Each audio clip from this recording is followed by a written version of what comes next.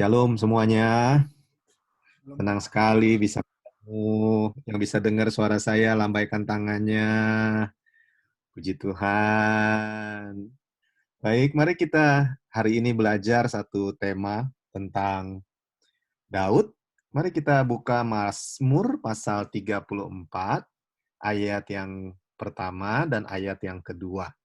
Mazmur pasal 34, ayat pertama dan juga ayat yang kedua. Mari kita baca sama-sama dengan suara kuat ya. 1, 2, 3. Dari Daud pada waktu ia pura-pura tidak waras pikirannya di depan Abimelek, sehingga ia diusir lalu pergi. Aku hendak memuji Tuhan pada segala waktu. Puji-pujian kepadanya tetap di dalam mulutku. Karena Tuhan jiwaku bermegah. Biarlah orang-orang yang rendah hati mendengarnya dan bersuka cita. Baik anak muda yang dikasihi Tuhan, Raja Daud, suatu hari, dia hari itu masih muda, dan dia mengalami tekanan, tindasan yang luar biasa dalam kehidupannya. Dia pernah mengalami masa yang sangat sulit, yaitu orang yang dia kasihi berniat untuk membunuh dia. Raja Saul, mertuanya sendiri, sedang mengejar dia untuk membunuh dia. Dan sekarang ia dalam kondisi tertekan karena ia ditangkap. Ditangkap oleh siapa? Oleh Raja Abimelek. Abimelek itu musuh, saudara. Dan saat itu dalam kondisi dia tertekan, Daud hari itu dia pura-pura tidak waras, sehingga akhirnya dia dilepaskan. Baik, semuanya mohon dengarkan. Hari ini kita belajar firman Tuhan bagaimana kita bisa hidup berkemenangan di tengah situasi sukar, di tengah tekanan, masalah, bahkan kegentaran dalam hidup ini. Apapun yang terjadi, baik tekanan, tindasan, atau persoalan yang kita alami, satu hal yang kita perlu pahami adalah bahwa Tuhan Yesus sangat mengasihi kita semua. Setuju, katakan amin. Di tengah tindasan, persoalan, masalah yang kita alami, satu hal yang kita harus ingat bahwa Tuhan Yesus itu sangat mengasihi kita semua. Pertanyaannya adalah, kenapa kalau Tuhan mengasihi saya, mengasihi kita semua, kenapa kita masih mengalami masalah? Kenapa hidup masih bisa tertekan? Pertama, kita sudah belajar bahwa Tuhan Yesus adalah Tuhan yang mengasihi kita. Kita berikutnya juga harus paham bahwa semua penderitaan datangnya bukan dari Tuhan. Semua penderitaan, masalah itu datangnya dari si jahat. Tetapi pertanyaannya, kenapa ada manusia yang jahat? Karena iblis yang merasuki dia. Karena iblis itu jahat, jadi dia merasuki manusia sehingga manusia jadi jahat. 1 Yohanes 3 ayat yang ke-8 saya bacakan ya. Barang siapa yang tetap berbuat dosa berasal dari iblis. Karena iblis berbuat dosa dari mulanya. Untuk itulah anak Allah menyatakan dirinya supaya ia membinasakan perbuatan-perbuatan iblis itu. 1 Yohanes 3 ayat 8 jelas sekali berkata, iblis itu berbuat dosa dari mulanya. Tapi manusia tidak. Manusia itu tidak jahat dari sejak mulanya. Anak muda ingat baik pada saat Tuhan ciptakan manusia, Tuhan bilang bahwa sungguh amat baik. Jadi pada dasarnya manusia itu dasarnya adalah baik. Iblislah yang membuat dia jadi jahat. Kita kembali ke pertanyaan yang di awal, kenapa Tuhan izinkan kita mengalami masalah, kita mengalami tekanan, kalau Tuhan itu mengasihi kita. Kenapa Tuhan izinkan wabah, masalah, sehingga kita ibadah semacam ini hari ini? Kenapa Tuhan izinkan tekanan, persoalan, yang kita pikir harusnya kita bisa lebih baik, tetapi kenyataannya kita mengalami problem, mengalami tekanan. Saya diajar oleh Tuhan dan saya mau semua juga belajar. Kalau kita diizinkan Tuhan mengalami masalah, yang pertama-tama adalah karena Tuhan mau mendewasakan kita. Tuhan mau kita semua naik level. Tuhan tetap sayang sama kita.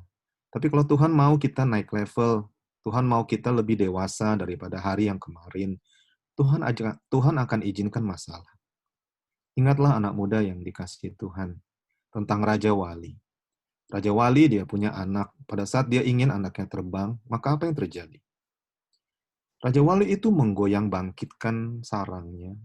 Sehingga rasa-rasanya anaknya yang tadinya nyaman, sekarang dia nggak nyaman, dia punya masalah.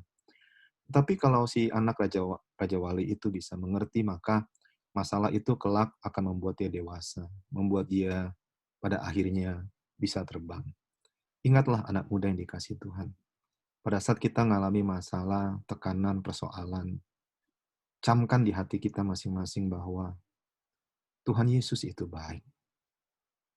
Semua ikuti saya. Tuhan Yesus itu baik. Tuhan Yesus itu sayang sama kita. Tuhan mau kita yang pertama-tama kita naik level, kita lebih dewasa daripada hari yang kemarin. Saya percaya peristiwa corona membuat kita hari-hari terakhir ini kita lebih dewasa. Kita lebih belajar untuk mengerti siapa kita di hadapan Tuhan. Yang kedua, kenapa Tuhan izinkan masalah, persoalan dalam hidup kita? Karena Tuhan mau mengoreksi hidup kita atau tindakan kita. Mungkin di hari kemarin tindakan atau hidup kita itu kurang pas atau masih keliru di hadapan Tuhan. Nah, Tuhan izinkan masalah supaya kita itu mengoreksi hidup kita, mengoreksi tindakan kita. Apakah masih ada yang kurang pas? Apakah masih ada yang keliru? Nah, Tuhan izinkan masalah itu terjadi untuk kita mengoreksi.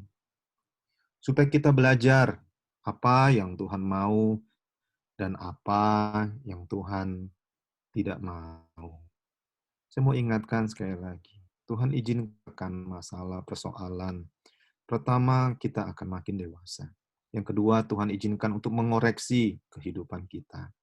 Dari yang keliru menjadi dibenarkan kembali. Mari kita belajar kembali dari Daud pada saat dia mengalami tekanan, mengalami masalah. Mari kita baca lagi Mazmur 34 yuk. Ayat yang 1b dan juga ayat yang kedua. Aku hendak memuji Tuhan pada segala waktu. Puji-pujian kepadanya tetap di dalam mulutku. Karena Tuhan jiwaku bermegah. Biarlah orang-orang yang rendah hati mendengarnya dan bersuka cita. Belajar satu perkara, Daud pada saat dia mengalami tekanan, mengalami persoalan dari dalam dan dari luar. Ada satu perkataan yang Daud ucapkan yaitu pada segala waktu. Mari ikuti saya, pada segala waktu. Artinya, tidak peduli dalam keadaan susah atau senang, sehat ataupun sakit. Itu artinya pada segala waktu. Yang kedua artinya adalah dalam setiap keadaan yang dia alami. Itu artinya pada segala waktu. Alkitab juga mengajarkan, saya garis bawahi di catatan saya, tetap di dalam mulutku. Ikuti saya, tetap. Tetap itu artinya selalu ada. Daud itu bermegah di tengah pergumulan hidupnya, tindasan yang sedang dia alami, ia tetap bermegah. Kenapa, anak muda? Mari kita belajar ya. Sebab Daud tahu bahwa di tengah tekanan, tindasan, dan pergumulan, masih ada Tuhan yang bersama-sama dengan dia. Di tengah tindasan, masalah, dan persoalan. Kenapa Daud tetap bermegah di dalam Tuhan? Karena dia tahu, ada Tuhan di tengah-tengah masalah, pergumulan, persoalan dia. Saya mau mengingatkan bahwa di tengah wabah corona yang seperti sekarang ini, mungkin ada yang mengalami masalah, persoalan, ada yang mengalami kerinduan untuk kita bersekutu bersama-sama. Daud itu, dia tetap bermegah. Kenapa? Karena dia tahu masih ada Tuhan. Tadi saya dengar James di YouTube, puji Tuhan. Sekarang saya ada bersama-sama dengan anak muda ikut di Zoom ini. Saya bersyukur masih ada Tuhan di tengah-tengah kita. Daud bermegah bukan karena penderitaan yang dia alami. Jangan salah paham ya, anak muda. Daud bermegah bukan karena penderitaan dia, tapi dia bermegah karena dia tahu bahwa Tuhan ada di tengah-tengah penderitaan dia. Tuhan ada di tengah-tengah penindasan, tekanan yang sedang dia alami. Itu yang membuat Daud tetap bermegah. Hari-hari terakhir ini mungkin ada di antara anak muda yang sedang bergumul, mungkin kangen sama orang rumah, pengen jumpa sama yang dikasihi, dan selanjutnya. Ketahuilah bahwa Tuhan masih ada di tengah-tengah pergumulan kita. Tuhan masih ada di tengah-tengah persoalan, hal-hal yang sekarang mungkin kita sebut tekanan yang sedang kita alami. Berikutnya saya kembali ke Mazmur 34, ayat yang kedua tadi. Karena Tuhan jiwaku bermegah, biarlah orang-orang yang rendah hati mendengarnya dan bersuka cita. Perhatikan kata, biarlah orang-orang yang rendah hati mendengarnya dan bersuka cita. Anak muda yang dikasihi Tuhan, mari perhatikan. Perlu kita ketahui bahwa saat itu, Daud bukan tidak punya masalah. Dia sedang punya masalah seperti awal saya ceritakan. Dia sedang dikejar-kejar untuk dibunuh oleh mertuanya sendiri, dan sekarang dia ketangkep oleh raja musuh dia namanya Abimelek, dan dia sampai pura-pura jadi orang gila, pura-pura tidak waras. Tapi apa yang Daud lakukan? Pada saat dia sedang mengalami masalah, persoalan, dia tidak larut dalam masalah persoalan itu. Dia tetap meninggikan Tuhan, dia tetap memuji Tuhan. Kenapa Daud mau lakukan itu? Karena Daud pengen jadi contoh. Pengen jadi contoh buat orang lain bahwa biarlah orang-orang yang rendah hati mendengarnya dan bersuka cita. Mungkin saudara, anak muda mengalami tekanan, persoalan, hal-hal yang dialami hari-hari terakhir ini. Tetapi biarlah kita tetap melakukan hal-hal yang memuliakan nama Tuhan. Supaya apa? Supaya orang-orang yang rendah hati yang lain melihatnya, dan mereka juga ikut bersuka cita. Melihat bagaimana kita tetap mengasihi Tuhan. Daud, dia mau apa yang dilakukannya kelak ditiru oleh orang lain. Makanya Mazmur 34 ini ditulis oleh Raja Daud sendiri. Daud memuji Tuhan dalam segala situasi. Mari kita perhatikan kembali Mazmur 34 tadi yuk, ayat yang pertama. Yuk kita baca sama-sama suara kuat yuk. 1, 2, 3. Aku hendak memuji Tuhan pada segala waktu. Puji-pujian kepadanya tetap di dalam mulutku. Anak muda yang dikasihi Tuhan, apakah anak muda ngikuti berita-berita terakhir ini? Saya ikutin, dan kalau kita ikutin terus bisa gentar loh saudara. Tetapi apakah kegentaran itu begitu mencekam kita? Apakah kegentaran hari-hari terakhir ini mulai hinggap dan menekan hidup anak muda?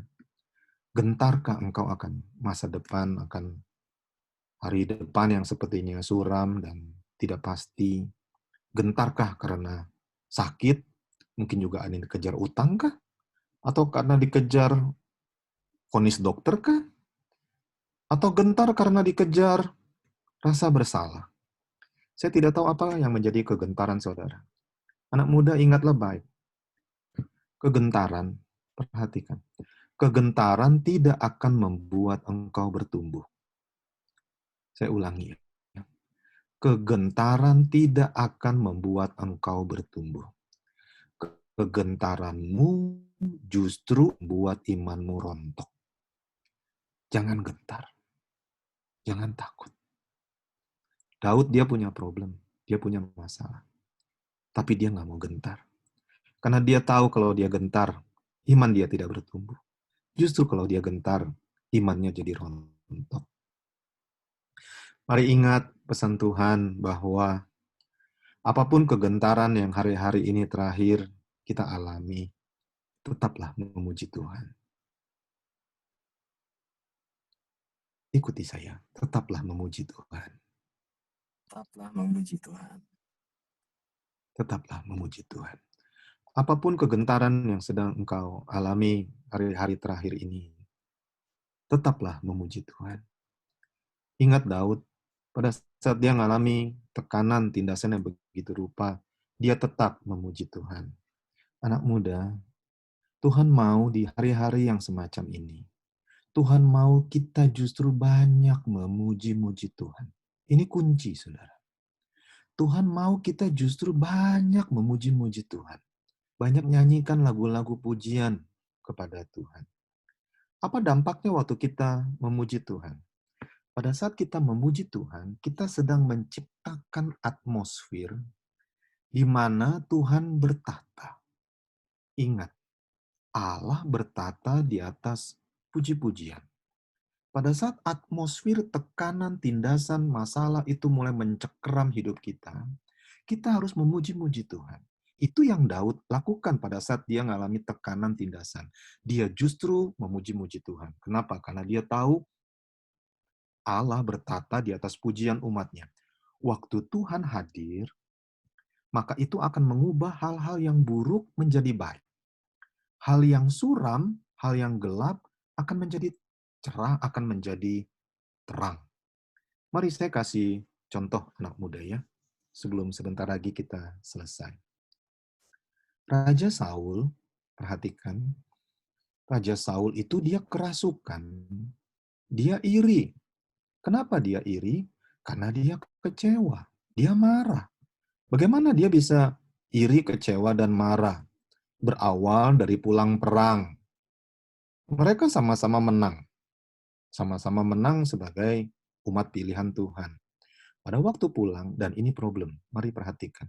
Untuk kita semua yang mengasihi Tuhan, perhatikan.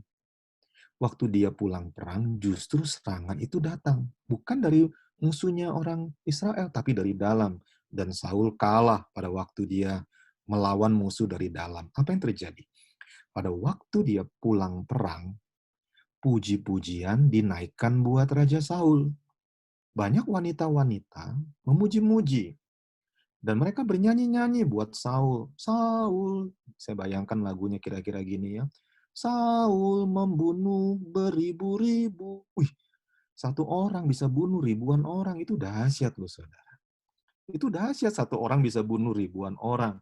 Saya bayangkan hati Raja Saul, dia senang, dia bangga. Weh, aku sendiri bisa bunuh ribuan orang. Tetapi tiba-tiba dia kecewa. Dia iri, dia marah. Pada saat wanita-wanita tersebut melanjutkan lagunya dan berkata, tapi Daud berlaksa-laksa. Artinya berjuta-juta, saudara. Artinya berjuta-juta. Jadi apa yang terjadi? Sejak hari itu, Saul dia kecewa. Dia kecewa kenapa? Karena dia dengar ada orang yang dipuji melebihi dia. Dia marah, dia benci, dia kecewa. Karena ada orang yang lebih hebat dari dia, yang lebih dipuji daripada dia. Dan apa yang terjadi? Perhatikan. Pada saat, perhatikan ya, pada saat dia merasa direndahkan, padahal awalnya mungkin dia senang karena pujian itu. Tapi pujian jadi sesuatu yang bagi dia adalah perendahan. Pada saat dia merasa direndahkan, dia mulai kerasukan, saudara. Perhatikan, saudara. Pada saat dia mulai merasa direndahkan, dia marah, dia benci, dia kecewa, dia membuka dirinya untuk masuk kuasa kegelapan. Dan sejak itu, Saul dia kesurupan. Dia kesurupan, saudara. Kesurupan karena pujian, kesurupan karena dia marah, benci, dia kecewa. Dan karena dia kesurupan, mungkin dia ngejerit-jerit, enggak, tapi dia dikuasai oleh roh jahat. Dia pulang ke rumahnya, dia pulang ke istananya dengan hati marah, hati benci, hati kecewa. Dan apa yang terjadi? Pada saat dia kembali ke istananya, ke rumahnya, tiba-tiba istana jadi gelap. Bukan karena lampu mati, bukan.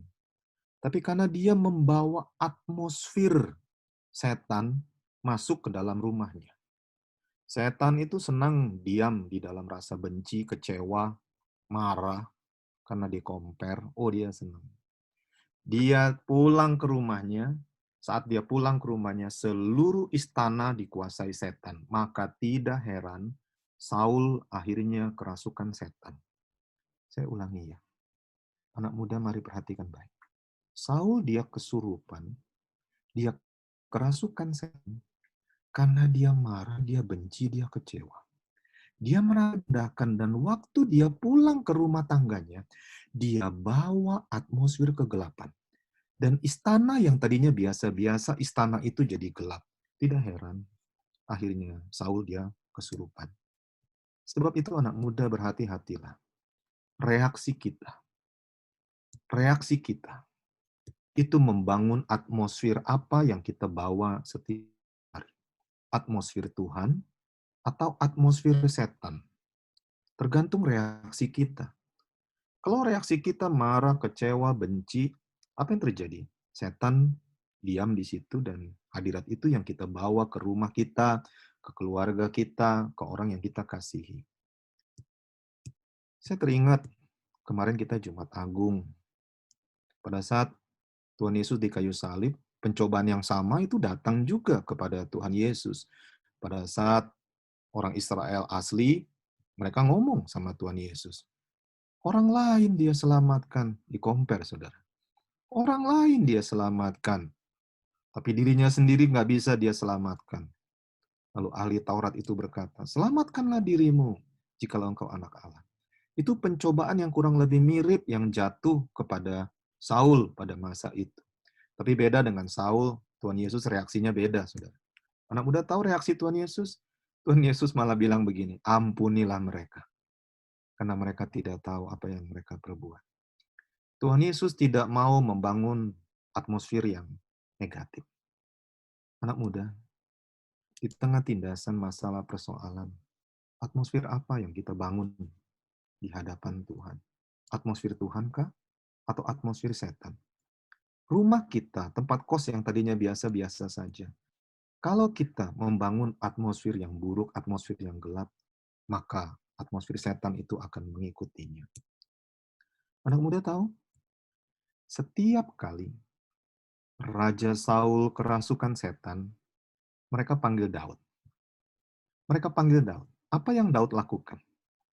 Setiap kali Raja Saul kerasukan setan sejak itu, mereka panggil Daud. Apa yang Daud lakukan? Yang Daud lakukan, dia memuji Tuhan. Mari ikuti saya. Dia memuji Tuhan. Dia nggak tengking-tengking, saudara. Dia memuji Tuhan. Dia hanya memuji Tuhan. Dan ketika Daud dia memuji Tuhan, seketika itu juga atmosfer yang menekan, atmosfer kemarahan, atmosfer iri hati, atmosfer kecewa, atmosfer tekanan tindasan, tiba-tiba berubah jadi atmosfer hadirat Tuhan. Waktu Tuhan hadir, atmosfer berubah, saudara. Atmosfer kegelapan itu berubah. Iblis pergi. Saul, orang yang terikat itu, dilepaskan. Hari ini, hadirkan hadirat Tuhan dalam kehidupan kita masing-masing. Setiap kali ada tekanan, masalah, persoalan, ingatlah baik. Tuhan Yesus itu sangat mengasihi kita. Masalah, tekanan, persoalan yang kita alami, semua itu, kalau Tuhan izinkan, pasti ada maksud Tuhan. Tuhan mau mendewasakan kita. Tuhan mau membuat kita naik level. Atau Tuhan mau mengkoreksi kehidupan kita. Mungkin selama ini ada tindakan kita yang kurang benar, yang salah di hadapan Tuhan.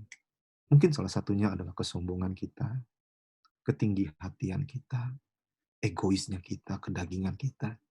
Tuhan izinkan masalah supaya kita bisa mengkoreksi apa yang kemarin-kemarin kurang pas, kurang benar di hadapan Tuhan. Dan ingatlah baik, di atas segala-galanya, tetaplah naikkan puji-pujian kepada Tuhan. Tetaplah jadi berkat, biar orang-orang yang rendah hati melihatnya, bahwa kita kuat di dalam Tuhan. Hadirkan hadirat Tuhan. Jangan kecewa, jangan marah, jangan iri hati.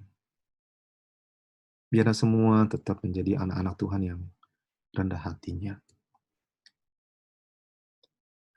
Saya mau tutup, mari kita kembali lagi membaca ayat ini, Mazmur 34, ayat 1b saja, dan juga Mazmur 34 ayat yang kedua. Setelah itu kita nyembah Tuhan, dan saya nanti kembalikan kepada Kim ya.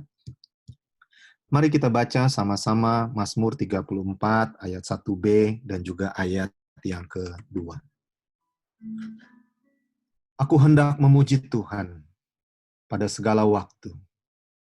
Puji-pujian kepadanya tetap di dalam mulutku. Karena Tuhan, jiwaku bermegah. Biarlah orang-orang yang rendah hati mendengarnya dan bersuka cita. Apapun yang terjadi dalam hidupmu hari-hari terakhir ini, anak muda, pertahankan hati yang gembira. Karena hati yang gembira adalah obat. Tetaplah bersuka cita, banyak memuji-muji Tuhan. Mari masih ada berapa waktu, mari pejamkan waktumu, pejamkan matamu, mari kita menyembah Tuhan. Yuk. Saya putar lagu irama penyembahan, sedapat-dapatnya kalau saudara dengar, mari kita memuji-muji Tuhan. Mari masing-masing menyembah Tuhan. Engkau baik ya Tuhan, di atas segala-galanya. Di atas segala masalah dan persoalan. Engkau Tuhan yang mengasihi kami.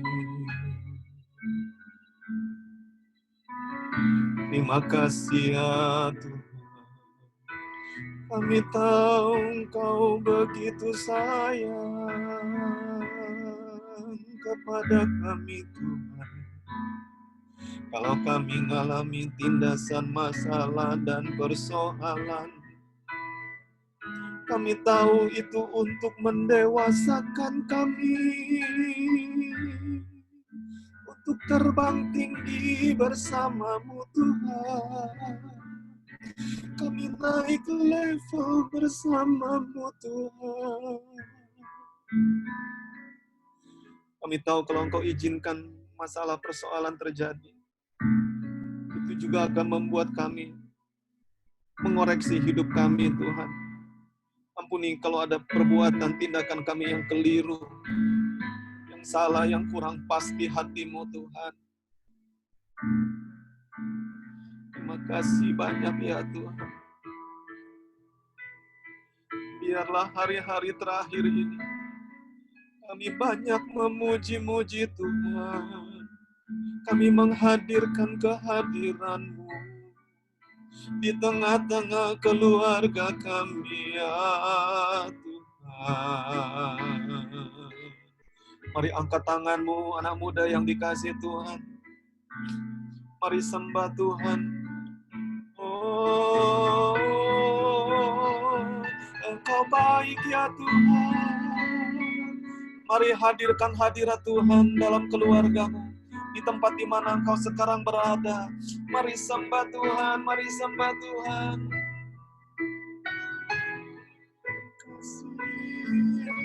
Ayo jangan diam anak muda. Ayo jangan diam. Ayo sembah Tuhan. Hadirkan Tuhan.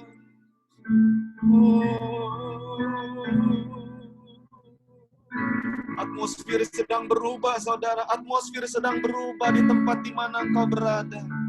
Atmosfer sedang berubah. Ayo, ayo, ayo. Yang gelap, yang suram itu sedang diangkat oleh Tuhan. Mari sembah Tuhan.